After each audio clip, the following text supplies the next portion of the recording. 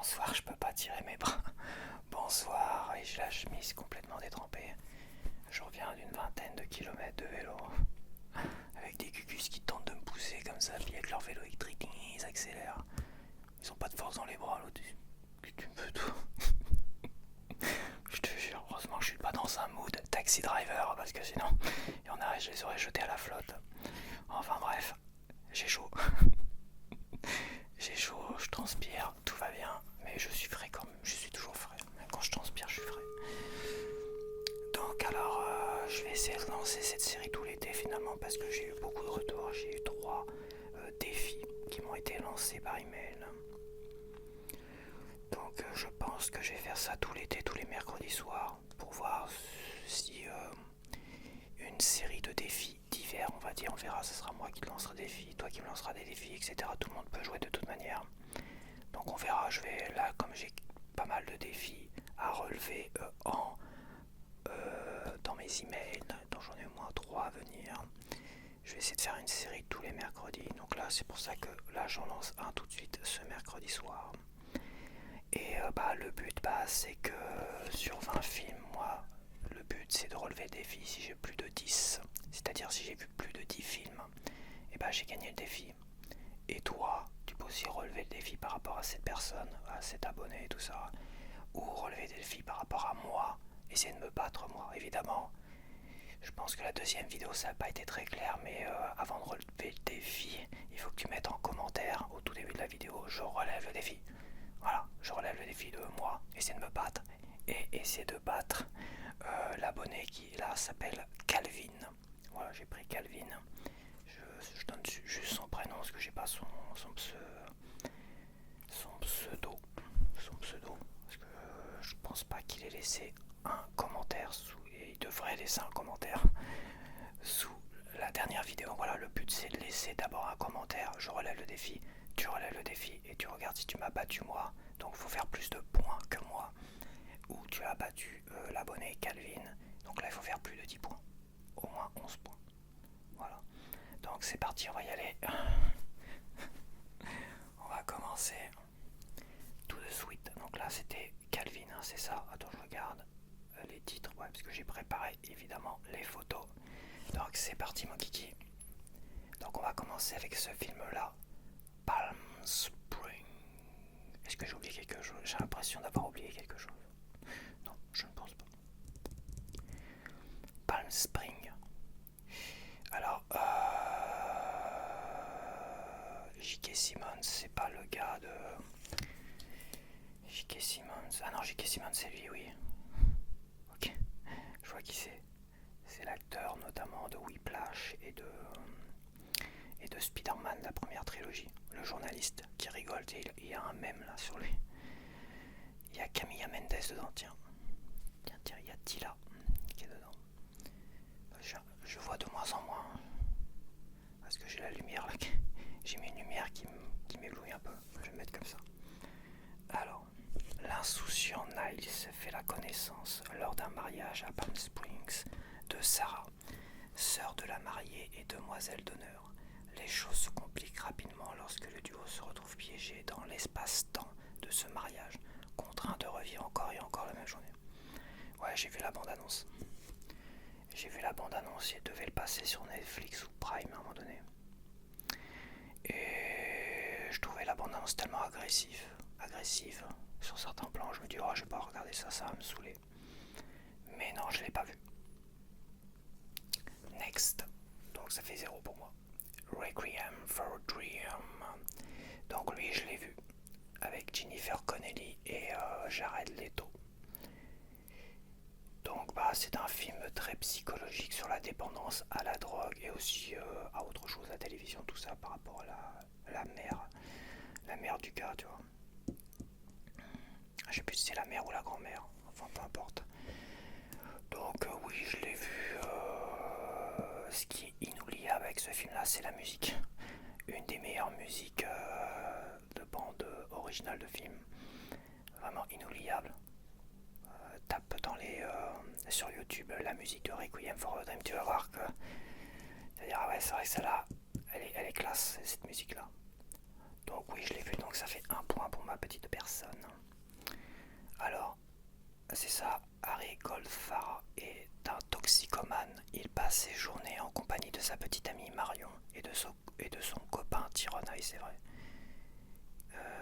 pas les acteurs.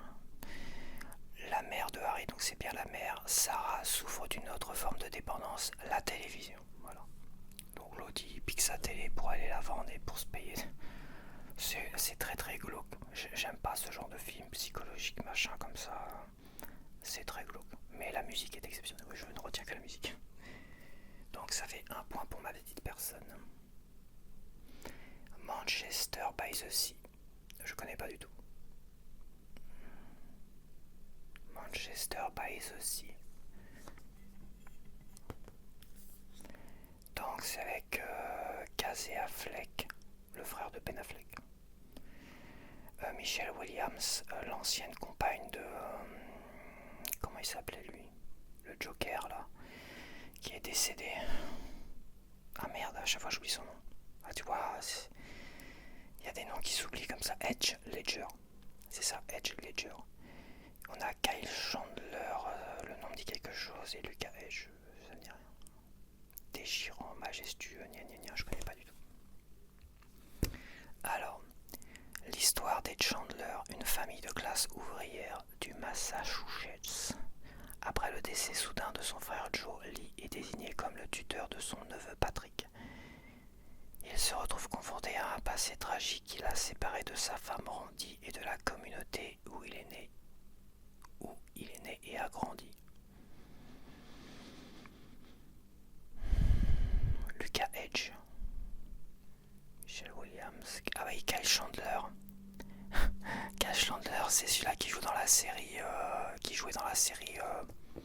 C'est le mec qui reçoit son journal, je me rappelle plus comment. C'est demain à la une. Il reçoit un journal du futur en fait, de la journée qui suit, et il tente de changer les événements. Là, c'est lui, Kyle Chandler. Ce qui est dommage, c'est que cet acteur-là, qui avait un rôle de gentil finalement dans la série, la plupart des films que j'ai vus de lui, il a un rôle de méchant, où il joue le méchant, tout ça, ça m'agace un peu. Donc je l'ai pas vu, ça fait 1 sur 3. Next, Weapons.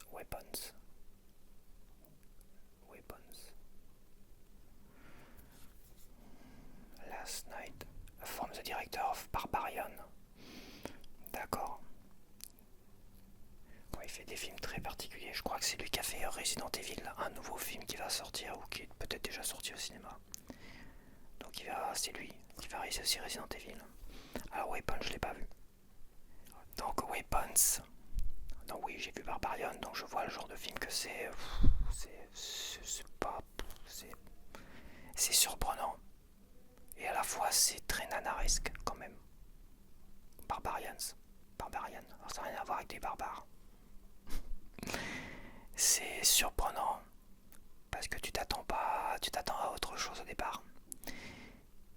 Et puis si après ça tourne au nanar d'horreur. Genre il y a plein de films dans les années 80, c'était plein de films de merde. Enfin, je vais pas dire films de merde, mais plein de films séries zen nanar comme ça, un peu bizarre. Voilà, donc je suis pas fan du réalisateur du seul film que j'ai vu de lui. Alors, en plein cœur de la nuit, les 17 enfants d'une classe de l'école primaire de Maybrook aux États-Unis se réveillent à une heure précise et s'enfuient de leur foyer. Mus par une force inébranlable, ils sont partis à la course. Et personne ne sait où ils sont allés, où ils s'en sont allés. Tous ont disparu sauf un. J'ai dû voir la bande-annonce de ça. Encore un truc bien glauque. C'est un film d'horreur ça. Horreur, film à anime, de toute façon c'est le genre du réalisateur, donc je ne l'ai pas vu. Mademoiselle.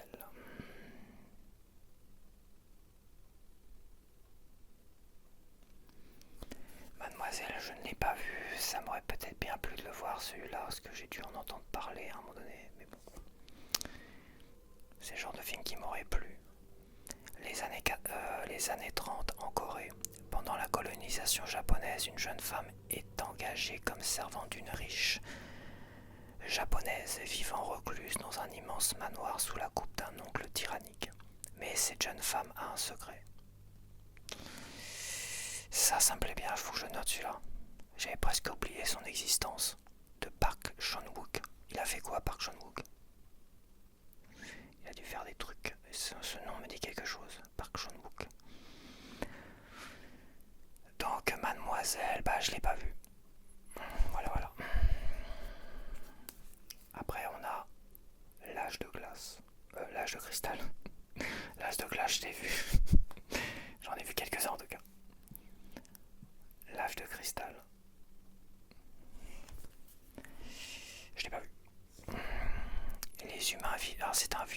ça, 76, j'étais même pas né.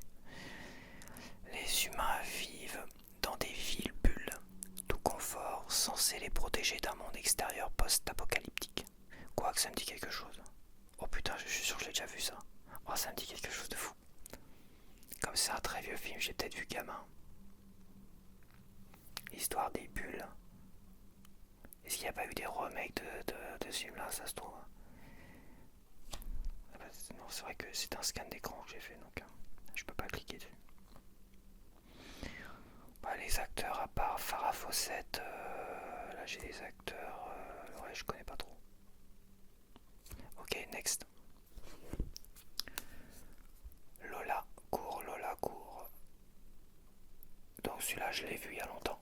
Bon, ça c'est pareil, c'est un pote qui l'avait loué, il aime bien ce genre de film autour de la drogue. Ouais, donc c'est une nana qui, pour sauver son mec ou je sais pas quoi, là...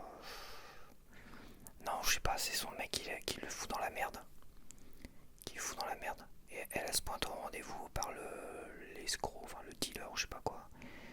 Et l'autre il lui pose un lapin et elle se retrouve emmerdée toute seule et elle doit fuir les gars qui tentent à la 20 minutes pour trouver 100 000 marques. C'est allemand, c'est vrai. Et sauver l'homme de sa vie. Ça m'a pas marqué plus que ça, mais à l'époque quand il est sorti ce film là, ils avaient fait tout un matraquage médiatique, je me rappelle. Donc mon pote évidemment il a loué ça, en plus les films allemands c'est pas ma tasse de thé. Mais je l'ai vu, ça fait 2 points pour moi. Donc bah les acteurs ils sont pas connus.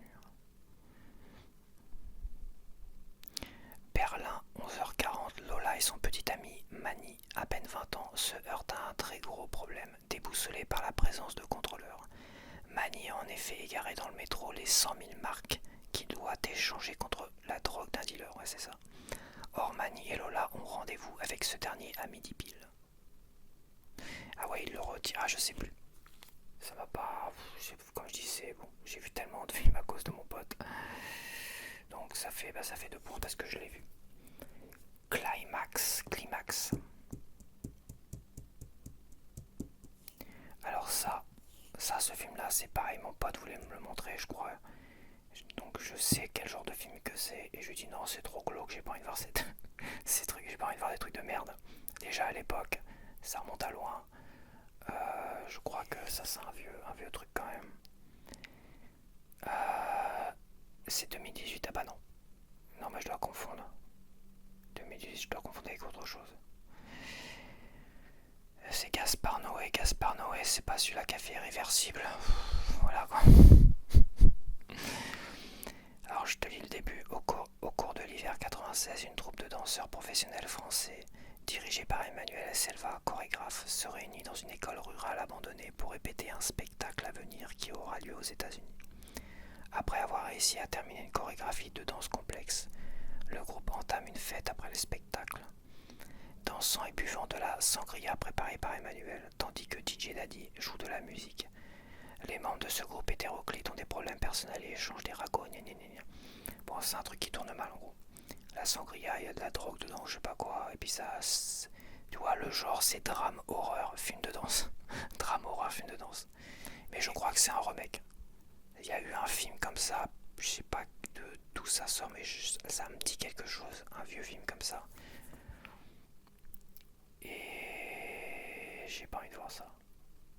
Quoique c'est sûrement... Quand tu connais Gaspard Noé, tu sens que ça va être bien glauque comme il se doit.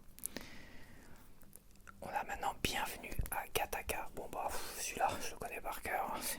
C'est un de mes 20 films préférés, voire presque 10 films préférés. Bienvenue à Gattaca.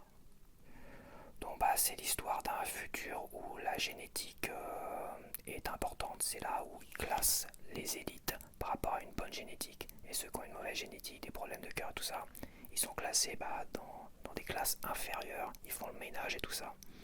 Et on a un jeune gamin qui rêve de devenir astronaute. Donc, mais le problème c'est qu'il a des problèmes de cœur et tout ça, donc il est classé parmi le bas de l'échelle des classes. Mais il va tout faire pour réaliser ses rêves. Et pour cela, il va prendre l'identité d'un élite qui a eu un accident de voiture. Et je t'en dis pas plus. Super film. Ça, c'est un film feel good. Je dirais pas feel good. C'est un film de dépassement de soi. Si t'as besoin de films pour te dépasser, ce film-là, c'est un super film de dépassement de soi. Franchement. Donc je l'ai vu, ça fait 3 points pour moi. Bon, je vais pas te lire le synopsis, je t'ai déjà expliqué le film. The Damned United. The Damned United. Je connais pas du tout. Michael Sheen. Alors, en 1974, le flamboyant et opiniâtre Brian Clough prend la tête des Leeds United, une équipe de football réputée pour sa brutalité. Là que je reprends l'accent. Hay, par ses joueurs, est confronté à plusieurs rivales de défaite. Il démissionne après seulement 44 jours. Je sais même plus comment dire. Je sais même plus. 44 days. Jours en poste. Je suis sûr que t'as rien compris à ce que j'ai dit. Moi, je me suis pas compris moi-même. Bon, on s'en fout un peu quand même. Sport comédie. Bah, je l'ai pas vu.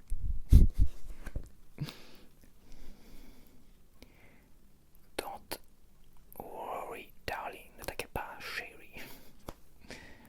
Don't worry, darling. Je ne l'ai pas vu. Florence Pugh, Harry Styles, Olivia Wilde, Gemma Chan, je connais pas Kiki Lane, je connais pas Nicole, Chris Pine, je connais.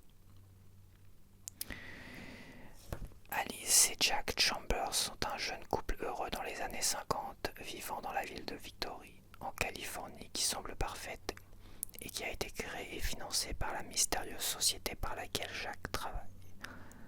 Elle est longue la phrase. La curiosité concernant la nature du travail de son mari sur le Project Victory, secret commence à consumer Alice. Des fissures commencent alors à se former dans leur vie utopique, alors que son enquête sur le projet soulève des tensions au sein de la communauté. Thriller, film à énigme.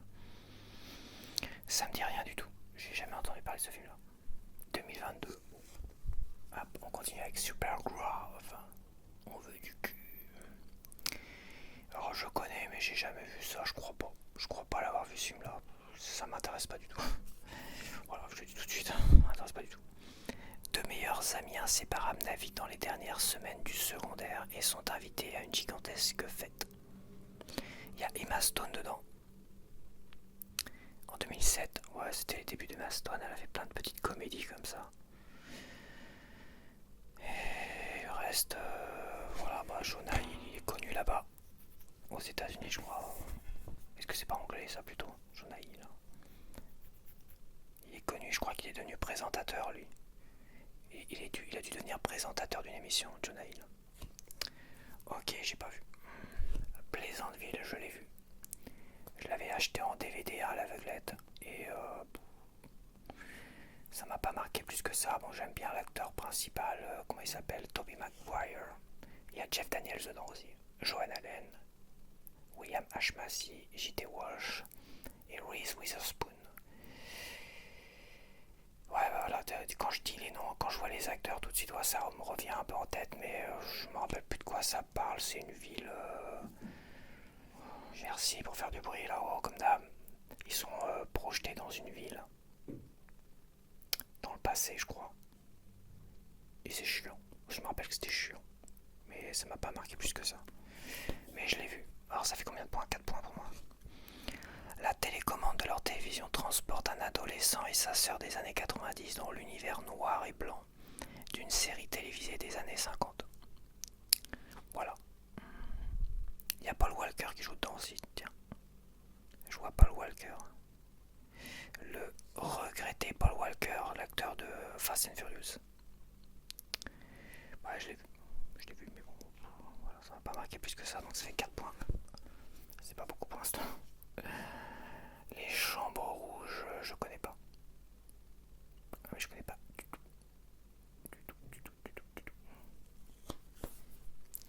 Alors, deux jeunes femmes se retrouvent chaque matin aux portes du palais de justice de Montréal pour pouvoir assister au procès procès hyper médiatisé d'un tueur en série qui les obsède et qui a filmé la mise à mort de ses victimes. Cette obsession maladive les conduira à tenter par tous les moyens de mettre la main sur l'ultime pièce du puzzle, qui pourrait permettre de définitivement confondre celui que l'on surnomme le démon de Rosemont. La vidéo manquante de l'un de ces meurtres. Ah, l'histoire est pas mal. La synopsis fait envie. Les chambres rouges. C'est quoi les acteurs là? J'ai pas les acteurs. Elle me dit rien la fille. Faut voir. Les chambres rouges. Faut voir. Blue Velvet, oh bah c'est super connu. De David Lynch. Alors je sais pas si je l'ai vu et je suis pas fan de David Lynch. Franchement. Je suis pas un grand fan de David Lynch. Je crois que j'ai jamais eu l'occasion de le voir, aussi j'ai dû avoir l'occasion de le voir, mais je l'ai pas vu, ça c'est sûr et certain. Avec Denis Hooper, tout ça. Il y a quoi comme acteur? Il y a Denis Hooper. Il y a Kyle MacLachlan, bon c'est un acteur fétiche de David Lynch. Isabella Rossellini, d'accord, Denis Hooper, Laura Dern, Dean Stockwell, qui joue dans la série Scott Bakula. Qui joue dans la série avec Scott Bakula, Code Quantum. Et Denis Hooper, Blue Velvet. Alors je vais peut-être faire le synopsis. À Lumberton, petite ville vivant dans l'exploitation forestière, tout est calme. Alors qu'il tond sa pelouse, un homme est frappé d'une crise cardiaque. Jeffrey, son fils, va lui rendre visite à l'hôpital. En chemin, il découvre une oreille humaine dans un terrain vague. Il apporte immédiatement sa trouvaille à l'inspecteur Williams et fait ainsi la connaissance de sa fille, la jolie Sandy. Bien décidé à lever le mystère, il mène lui-même l'enquête avec l'aide de cette dernière. Bon, je sais pas si t'as tout compris, mais pour l'instant, je n'ai que 4 points. On a le menu avec l'actrice qui joue dans la série La Dame. La série sur les échecs, c'est quoi en fait? Le jeu de la dame. Le jeu de la dame. C'est là où je l'ai découvert, c'est là où beaucoup de monde l'ont découvert. Donc j'imagine que c'est un film récent avec Anya Taylor-Joy, c'est ça, Ralph Fiennes, Voldemort, et Nicolas Hoult, que je connais pas trop. Est-ce que c'est pas celui-là qui joue qui joue Yann Solo dans le truc moderne là? Peut-être pas.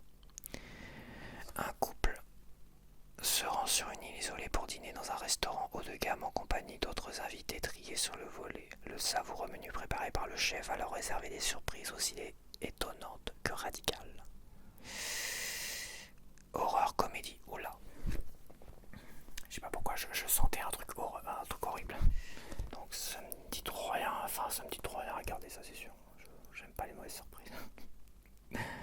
On a ça. Compagnon. Elle tuerait pour vous. Elle tuerait pour moi. Ah, ouais.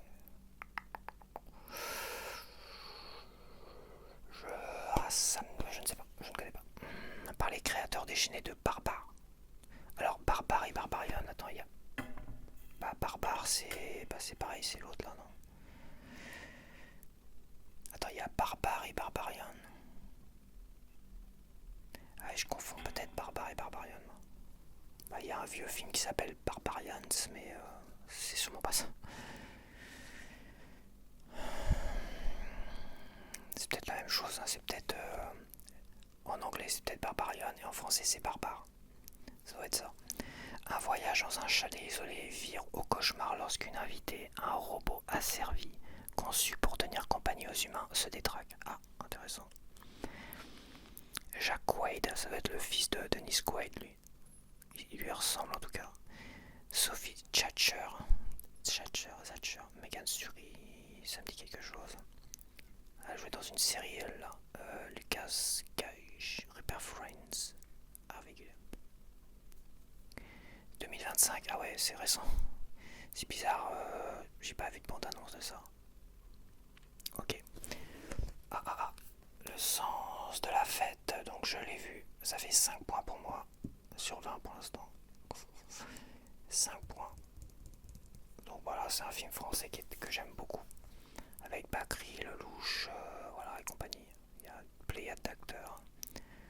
C'est le genre de film un peu triste, un peu comédie, c'est très français. C'est très français dans le genre comédie. Mais ma foi, j'ai bien aimé quand même. J'ai bien aimé, je trouve que c'est un bon film français. Mais j'irai pas jusqu'au chef-d'œuvre. Français quand même. À revoir quand même, j'aimerais bien le revoir.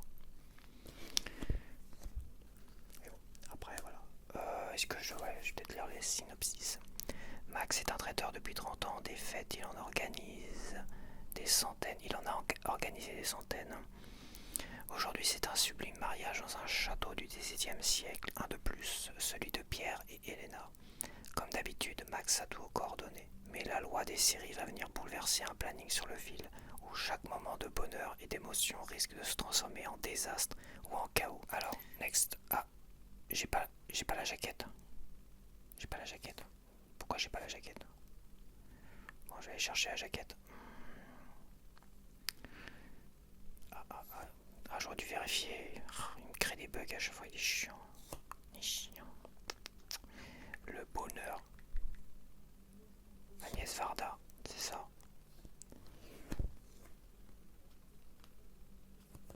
Donc, le bonheur d'Agnès Varda. Ça me dit rien du tout. Hop, je retourne là. En banlieue parisienne, le jeune François semble vivre une existence heureuse et satisfaite avec sa femme, Thérèse, et leurs 2 jeunes enfants. Malgré son apparente satisfaction, François prend une maîtresse nommée Émilie et, remarquablement, n'éprouve pas le moindre remords pour son badinage. Film de 65, c'est un très vieux film. Romance-drame. Et dans le genre vieux film, on a le lauréat avec Dustin Hoffman jeune. Oh, j'ai eu l'occasion de le voir, mais ça m'intéresse pas trop. Anne Bancroft, Dustin Hoffman, Catherine Ross. Donc voilà, il y a une chanson qui était Mrs. Robinson. J'ai dû le voir en plus, j'ai dû le voir que d'un œil parce qu'on l'avait enregistré en VHS ça, quelque part. On l'avait derrière un film en VHS, je me rappelle. J'ai dû le voir à moitié, mais je peux pas dire que je l'ai vu. Si je l'ai vu qu'à moitié, mais pas intégralement. Donc je te lis le synopsis. Étudiant fraîchement diplômé, Benjamin Braddock revient à Los Angeles pour passer les vacances chez ses parents et réfléchir à son avenir professionnel. Lors d'une réception, il fait la connaissance de Mrs. Robinson, une femme d'âge mûr qui entreprend de le séduire. Il devient son amant.